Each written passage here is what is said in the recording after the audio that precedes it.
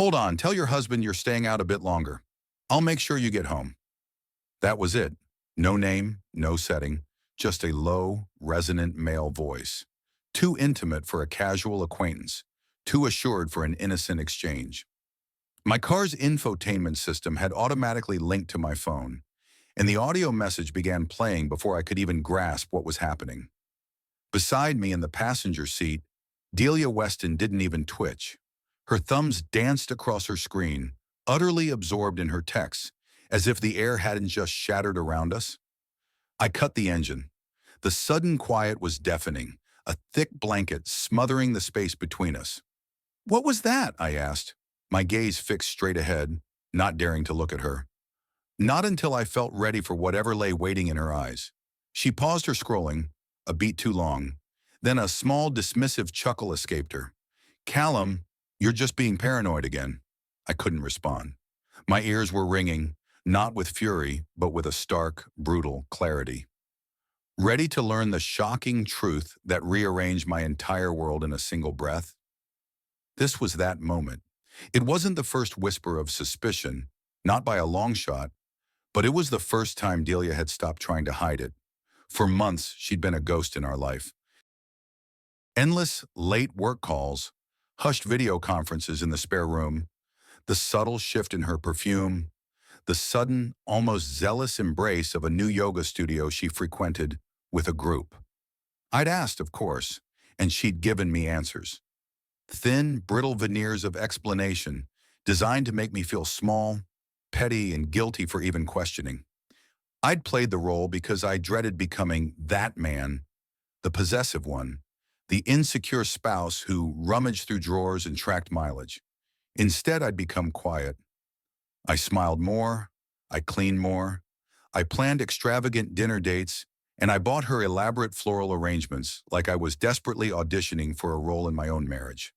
And now here I was, paralyzed in a parked car, next to the woman I'd built my entire adult existence around, listening to the possessive claim of a stranger. I didn't raise my voice. I didn't weep. I didn't snatch her phone. I simply asked one question, stripped bare of all other emotion. Why him?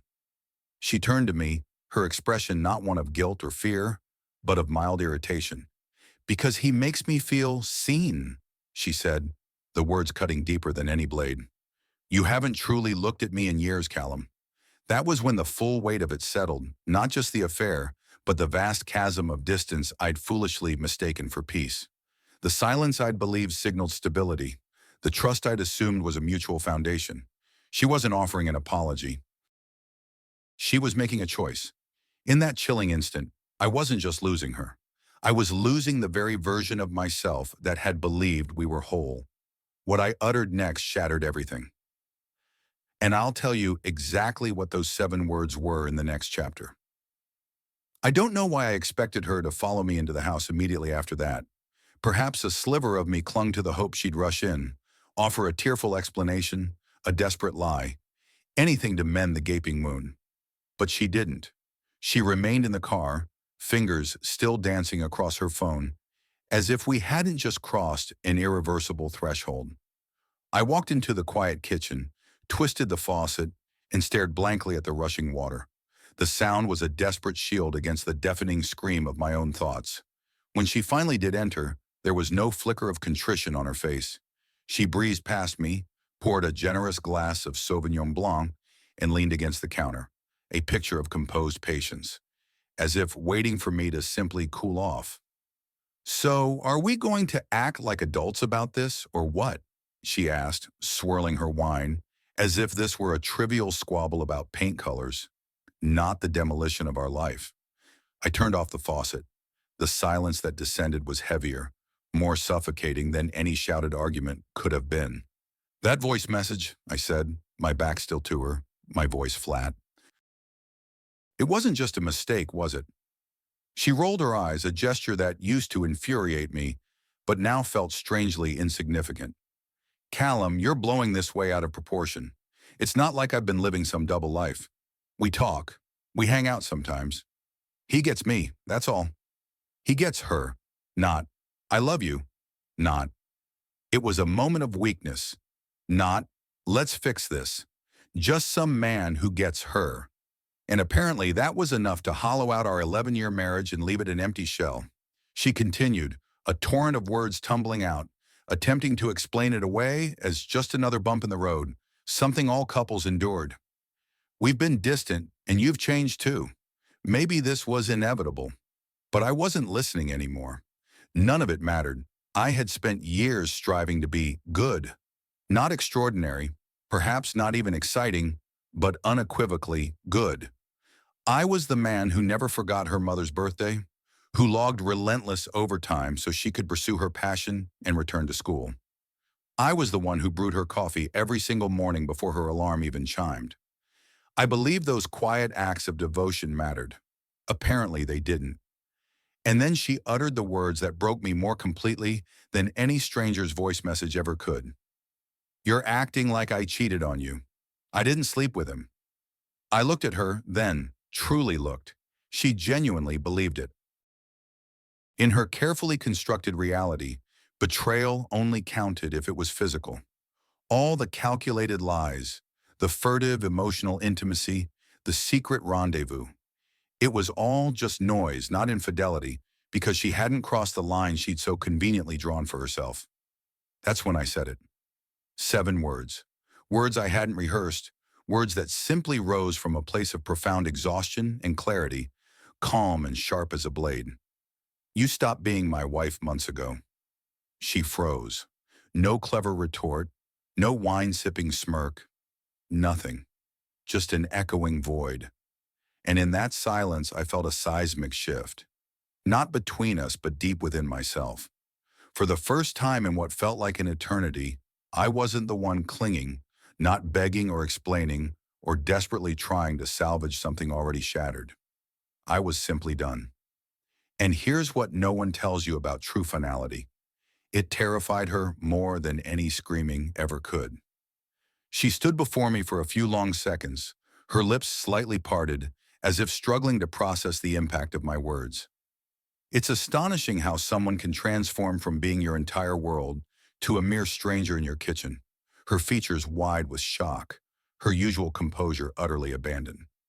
I could almost hear her mind racing, replaying my sentence, probably desperate to find an angle where she still emerged as the aggrieved party. But there was no spin this time.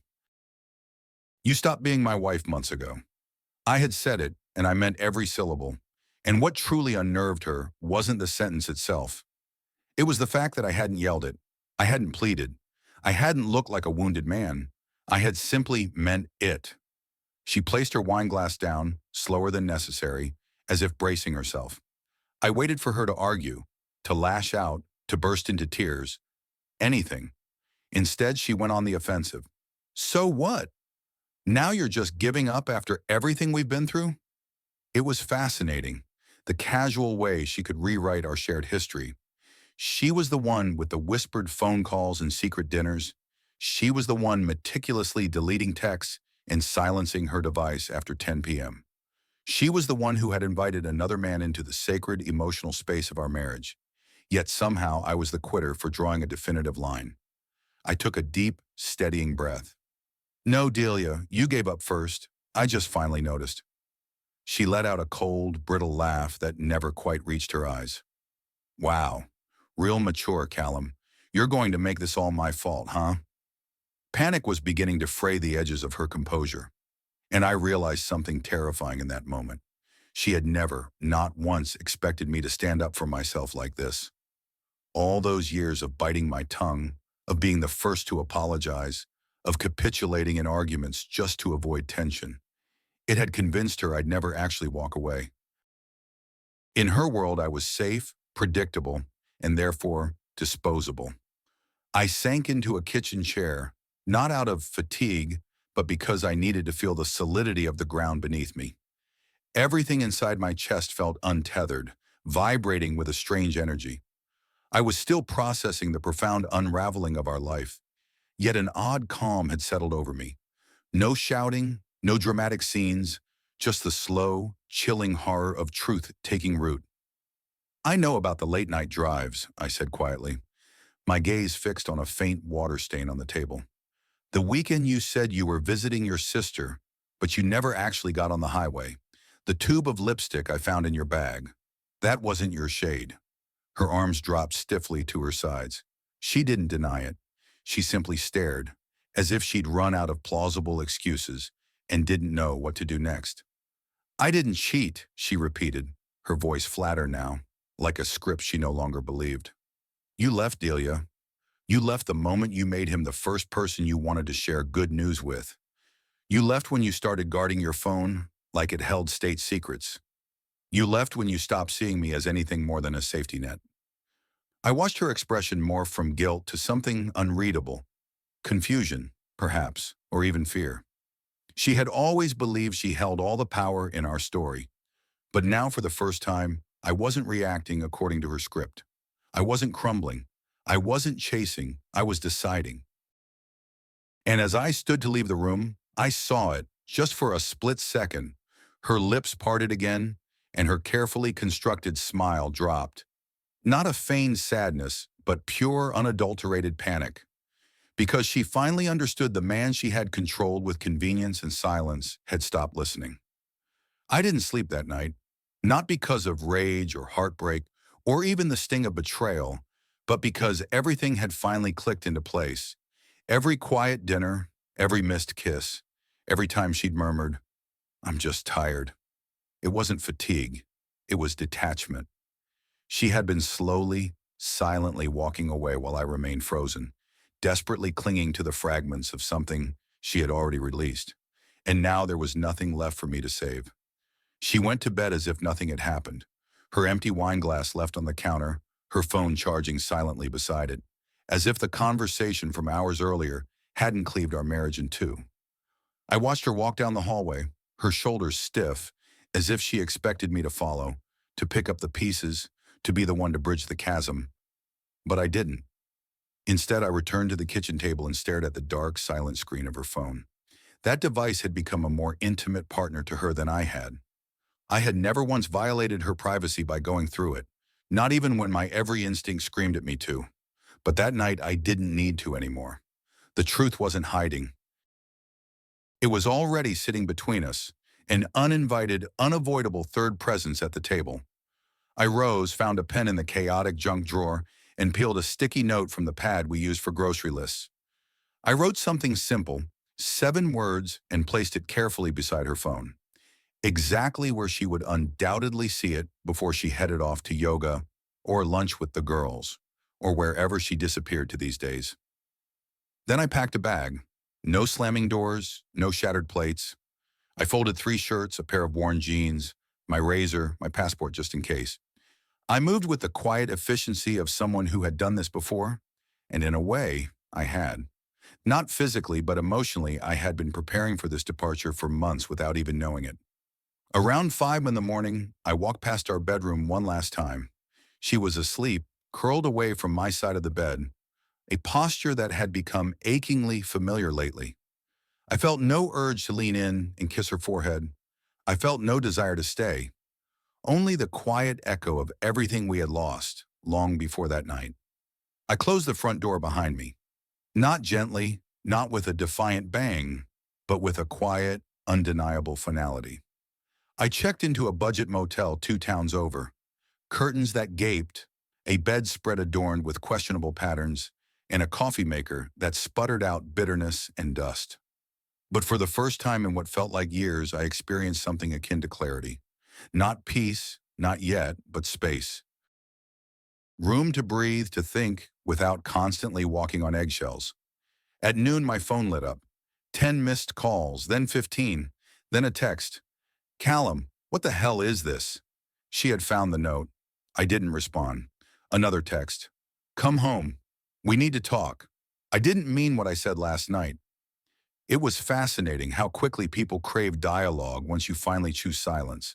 I stared at her messages, the raw desperation in her words. But none of them stirred me. None of them touched the part of me that used to ache for her attention, because my note had already articulated everything she needed to understand. You chose him. I'm choosing myself now. That was it. That was the precise moment she grasped that the game was truly over. and she had irrevocably lost something she never believed would actually leave. By the time the knock came on my motel door, I had already rehearsed a dozen different scenarios in my mind. Her crying, her screaming, her tearful apologies, or, worst of all, her arrival with him. What I hadn't anticipated was the profound silence that followed the knock. No urgent pounding, no frantic shouting of my name, just one soft, deliberate rap, then absolute stillness. I didn't answer immediately. I peered through the peephole. It was her, Delia Weston. No makeup, her hair pulled back harshly, as if she'd just rolled out of bed or hadn't slept at all. In her hand, a white paper bag.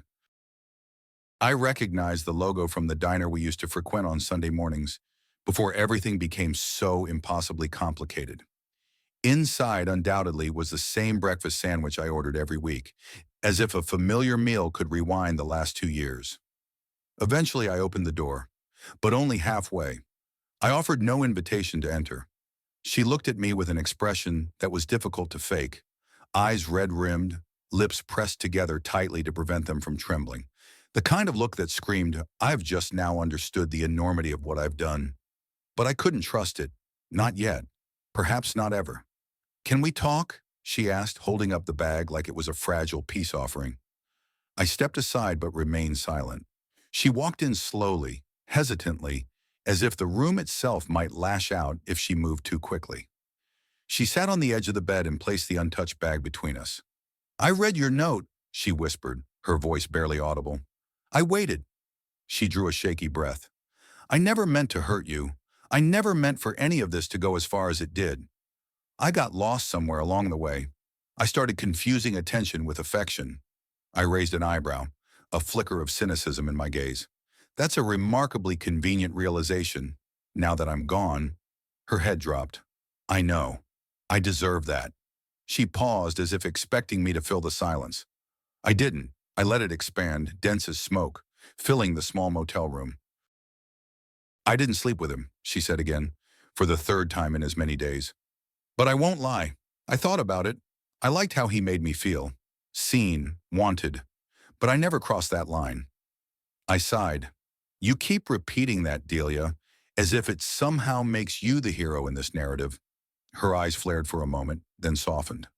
"I guess I'm just trying to salvage something." There it was. Salvage. Not fix, not rebuild. Salvage. As if she knew the ship was already half submerged and she was simply trying to rescue what she could before it vanished beneath the waves entirely. "Callum," she said, reaching for my hand, "I made a mistake, a colossal one. But you're my home. I don't want to lose you." Her hand hovered, suspended above mine, waiting. And here's the unsettling truth. A part of me desperately wanted to reach back, not because I believed her, not because I trusted her, but because I hated the suffocating prospect of starting over, of becoming the man with the failed marriage, the man who slept in anonymous motels and ate reheated sandwiches from convenience stores, the man who was apparently too boring to keep. But another part of me, the one that had penned that note, the one that had packed that bag, the one that had finally declared enough, that part was louder now. "I'm not your safety net, Delia," I said quietly, firmly. "You don't get to fall and expect me to catch you every single time." She didn't reply. She simply sat there, blinking, as if I had just rewritten the ending she had meticulously planned. Perhaps in her mind, this was just another one of our storms, another tempest I would weather, just as I always had. She'd shed tears. I'd eventually capitulate, and we'd carry on, half alive, half living. But not this time. Not after everything. The next morning, I opened the motel door, bracing myself for the familiar stale hallway air and silence. Instead, I found her sister, Myra Sterling, standing there, a striking figure reminiscent of a character from a courtroom drama. Arms tightly folded, lips pressed into a thin, unyielding line, and radiating that unique blend of furious concern only family truly knows how to deliver. She didn't wait for an invitation. She swept past me before I could even fully register her presence. "I told her this was going to explode," she declared, tossing her purse onto the bed as if she owned the room. "I told her months ago she was playing with fire. But no, Delia always thinks she's smarter than gravity. I blinked, trying to catch up. Myra, what are you? She cut me off with a sharp, dismissive wave of her hand. I'm not here to defend her. I'm here to explain. That more than anything caught me off guard. She sat down, crossing her legs, and fixed me with a gaze that suggested I was her last, most critical rescue mission. You need to understand something, Callum. Delia's been unraveling for far longer than you realize. Her thing with Warren? It wasn't about you. It was about her desperate need to feel powerful, desired, in control of something. I stared at her. And that's supposed to excuse it? She shook her head, a flicker of pain in her eyes. No, but it might help you grasp why she did it. She's been drowning in her own expectations. She believed she'd be somewhere entirely different by now. Career-wise, emotionally, whatever. And when life didn't mirror the perfect picture she'd painted in her 20s, she blamed you. Not because you failed her, but because you were the closest person to her profound disappointment. I let that sink in, the uncomfortable truth of it. Myra wasn't wrong. Delia had always been chasing some vague, undefined version of more meaning, more passion, more recognition. But I had never conceived of myself as mere collateral damage in that relentless pursuit. Then Myra reached into her bag and pulled out a thick manila envelope. She wanted to send this through a lawyer. I told her that would be the most idiotic move of her entire life. I took it slowly, carefully, and opened it to find a letter. Not typed, but handwritten. Delia's familiar, neat, yet emotionally charged script. I didn't read it. Not yet. You were the best thing that ever happened to her, Myra said quietly, her tone softening, becoming almost tender. And she knows she broke the one thing she truly couldn't afford to lose. That letter, Callum, it's not a ploy. It's not a manipulation. It's her finally telling the truth. The real truth, not the rehearsed version.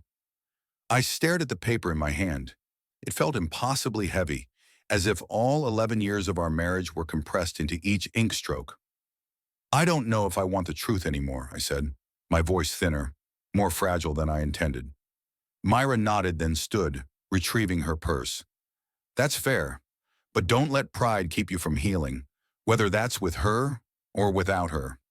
She left as abruptly as she arrived, her heels clicking down the corridor, and then it was just me, alone in a cheap motel room with yesterday's stale coffee, a rumpled bed, and a sealed envelope I wasn't sure I possessed the strength to open, but I did.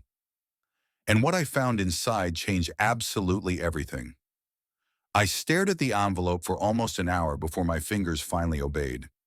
Each time I reached for it, something inexplicable held me back. A tremor in my hand, a sudden, vivid memory, the spectral echo of her laughter from years past that rose up like a haunting. But eventually, a potent curiosity eclipsed the pain.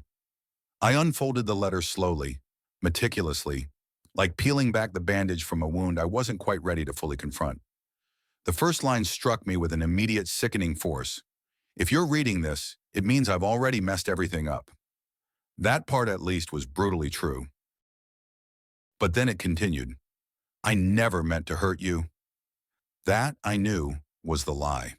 Because intentions become irrelevant when the outcome leaves someone utterly gutted, and whether she meant it or not, she had hurt me.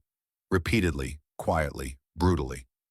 Every time she chose silence over communication. Every time she rolled her eyes instead of offering a genuine answer. Every time she shared intimate fragments of herself with someone else. Fragments that I had once been trusted with. The letter continued, a torrent of self-justification. She described feeling invisible, craving to feel alive again, how our marriage had become suffocatingly predictable. Warren, she claimed, was merely a wake-up call, not a replacement. It was never about being with him, she insisted. It was about trying to remember who she was. And somewhere along that twisted path, she had convinced herself that detaching from me was the only way she could breathe again. She recounted moments I hadn't even realized had held significance for her. Small slights, unspoken frustrations, nights I had fallen asleep before she finished her sentences. She painted a picture where I had slowly abandoned her, not through overt actions, but through a gradual, suffocating absence. And I'll be brutally honest, some of it stung with truth. I had retreated into routines. I had become numb to the subtle rhythms of our relationship. But none of it, absolutely none, justified what she did. Because instead of speaking to me, she handed her heart to someone else and expected me to continue pretending I was still holding it. The final part of the letter was the hardest to stomach. I thought I'd always have time. Time to fix us. Time to tell you the truth. Time to make you look at me the way you used to. But I think I waited too long. If I did, I'm sorry. I still love you, even if it's too late. I folded the letter back up slowly. It wasn't the kind of apology that could fix anything. It wasn't even a plea for forgiveness. It felt more like a confession, a messy, desperate attempt to unload a crushing weight of guilt without actually seeking redemption. And yet the fierce anger I had felt was gone. What I felt now was heavier, a profound sadness. Like I was finally mourning something that had quietly perished in our house months ago and was only now being properly laid to rest. But then I noticed something. There was a second page folded behind the first, thinner, and clearly added at the very last minute. It was written with a different pen, the script slightly rushed, frantic even. "Callum, I just got off the phone with Warren. He said he's coming to find you. He wants to clear the air." I don't know what he means by that, but please, please don't let him manipulate this. He's not who I thought he was. I'm scared of what he might say to you. Please be careful. My stomach plummeted, so it wasn't truly over. Not yet. I didn't respond to Delia's panicked warning. I didn't need to. I simply waited. I knew Warren Kingsley would come. Men like him always do. Not to genuinely apologize or seek understanding, but to win, to reclaim a sense of control. He didn't care about clearing the air. He wanted the last word. Perhaps he imagined I'd still be the quiet, passive husband, the one who watched helplessly from the sidelines while his entire life was rewritten without his input. But that Callum Croft was gone. He showed up 2 days later, pulling into the motel parking lot, sporting that slick, self-assured grin that probably worked wonders in boardrooms and on bewildered baristas. I stepped out before he could even knock, meeting him in the harsh afternoon light. "Hey man," he said casually, as if we were old college buddies catching up. I said nothing. "I just thought we should talk," he continued smoothly. "I never wanted to be the reason you two—" "Stop," I cut in, my voice devoid of emotion. "You were never the reason. You were just the excuse." That froze him. I took a step closer, my gaze unwavering. "Delia was broken long before you arrived. You simply handed her the convenient distraction she desperately needed, and I, in my own way, allowed her to take it. That's on me. But this, us, you and me, there's no conversation to be had." He forced a tight, brittle laugh. "So you're just going to walk away from all of it?" "I already did." He tried to recover, tossing out some weak defense about how nothing physical happened, as if that was some moral victory in his twisted narrative. I didn't flinch. I didn't argue. I simply turned and walked back inside, closing the door behind me with the quiet finality of shutting the last page of a book I had long outgrown. And for the first time in years, I felt something remarkably close to peace. That afternoon, I drove back into town, not to our house, that chapter was definitively closed, but to visit an old friend I hadn't seen in years, Tobin Marsh. He and I used to be inseparable, back when I laughed more easily and doubted myself less frequently. He had a spare guest room, a boisterous golden retriever, and a quiet backyard that didn't carry the lingering scent of designer perfume and shattered promises. He opened the door with wide, astonished eyes. "Holy hell, man, I thought you were dead." "No," I smiled, a genuine, unburdened smile. "Just waking up." The next few weeks felt strange, ethereal, yet profoundly freeing. I started journaling again, filling pages with thoughts I'd suppressed for too long. I took long, aimless walks without once checking my phone. I even applied for a part-time position, teaching creative writing at a local community center. Something I'd always wanted to do but never had the time for. I didn't need a brand new life overnight. I just needed a life that felt authentically mine again. Delia and I finalized the separation without any further drama. She never begged, never pleaded. I think deep down, she finally understood that the damage wasn't something time or hollow words could undo. But in a final, brief message, she said something that still resonates with me. Maybe the kindest thing you ever did was finally choosing yourself. And I think perhaps for the first time in a long time, she was absolutely right.